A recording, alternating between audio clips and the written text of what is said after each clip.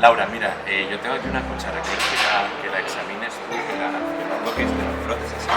Quítala. ¿Tiene algo extraño la cuchara, alguna cosa? Vale, Laura. Te voy a pedir tu ayuda. Sobre todo te voy a pedir, la has frotado así, has visto que no tiene nada extraño. ¿Me dejas por favor tu mano?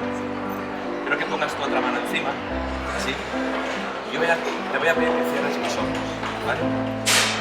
Y quiero que te concentres, como que sale un calor desde tu frente, desde este punto de tu frente hasta tus manos. ¿De acuerdo? Eso es. Quiero que frotes la cuchara un poquito y transmitas esa energía, ese calor que tiene tu mente.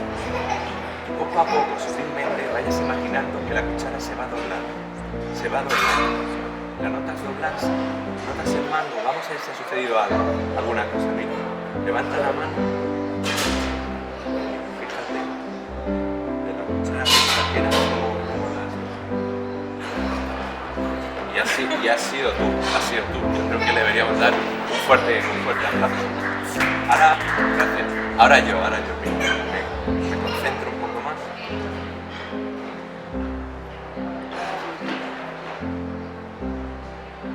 Mira,